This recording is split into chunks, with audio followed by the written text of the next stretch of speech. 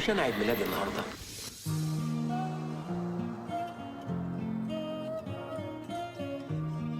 ايوه بقى، النهارده يوم مش عادي، النهارده عيد ميلادي، وحبيت ان انا اقول لنفسي كل سنه وانا طيبه. وحبيت ادلع نفسي، وحبيت ان انا اخرج نفسي برضو. مش هستنى اي حاجه من حد، مش هستنى حد يقول لي كل سنه وانت طيبه ولا اي حاجه، مع اني والله يعني انا مراعيه ان في ناس عندها مشاغل وعندها شغل والحياه تلاهي. مش زعلانه من اي حد، وبشكركم جدا ان انا في وسطكم، ومبسوطه ان احنا مع بعض الفتره دي. مستنيه دعمكم، وان انتوا تعملوا لي لايك واشتراك وتتابعوني على طول عشان اقدم لكم احسن حاجه.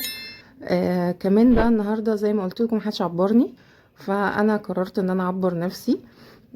على رأي تامر حسني بقى، من النهارده هدلعني كده. فنزلت رحت اكتر مكان بحبه، طلبت مولتن كيك، طلبت القهوه المفضله بتاعتي. انا من الناس اللي ما بشربش شاي، ما بشرب قهوه بس، ودي حاجه يعني بتخلي ناس كتير تستغرب، اللي هو انت ازاي بتشربي قهوه وما بتشربيش شاي. انا من الناس المدمنه قهوه، اللي هو ممكن اشرب 5 6 فناجين في اليوم يعني. فمنين بقى كده وكده، فبس هو انا كده والله يعني. اللي زيي يكتب لي في الكومنتات، واللي زيي كمان النهارده عيد ميلاده يكتب لي في الكومنتات. الناس اللي هي برج الثور، الثوريين بقى الجامدين دول، يكتبوا لي في الكومنتات كده عشان اقول لهم كل سنه وانتم طيبين. وزي ما قلت لكم ان احنا لازم نبسط نفسنا بنفسنا، لازم نحب نفسنا الاول عشان نقدر ان احنا ننجح في شغلنا، ونقدر ان احنا ننجح في حياتنا. ما نستناش اي دعم من اي حد، لان ممكن لما احنا نستنى الدعم من الناس ونستنى ان حد يقف جنبنا وده ما يحصلش، ده هيوصلنا للاحباط والاكتئاب. ممكن يكون مش قصدهم، ممكن يكون عندهم مشاغل، عندهم شغل، فلازم نراعي ده.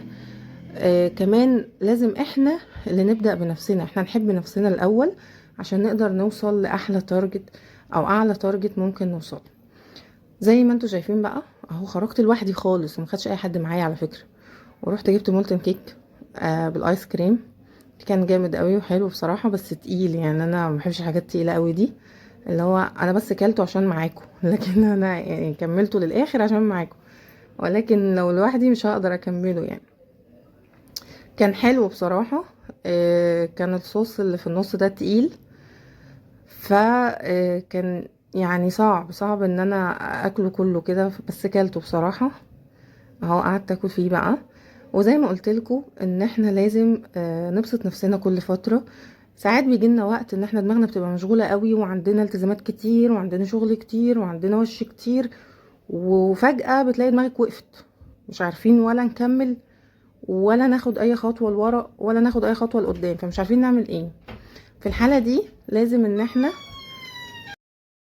فلازم بقى في الوقت يعني في الفتره دي لازم نفصل، لازم بجد نروح اي مكان هادي كده، نقعد فيه، نهدي دماغنا، نشوف ايه الحاجات اللي احنا المفروض نعمل لها وقفة، والحاجات اللي احنا عايزين نرتبها، والحاجات اللي احنا عايزين ننظمها. ان شاء الله نجيب ورقة وقلم ونكتب كل ده عشان نقدر ان احنا نظبط نفسنا ونمشي مظبوط.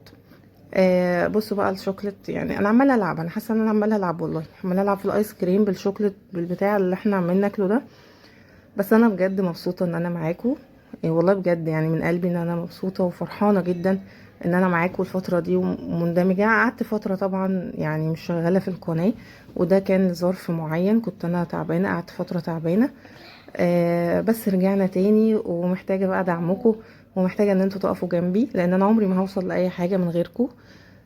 خلاص وصلت بقى لاخر المولتن كيك، ودي اخر معلقه هاخدها لانه تقيل قوي عليا، وقررت ان انا اقضي اليوم معاكم انتوا بس. وبشكركم جدا وبشكر دعمكم ليا، وكل سنة وانتوا طيبين كمان، وكل سنة وانا طيبة برضو ومستنية كومنتاتكم الحلوة، وما تنسوش تعملوا لي لايك واشتراك. وشربنا القهوة مع بعض، وقضينا يوم عيد ميلادي معاكم، وربنا يخليكم.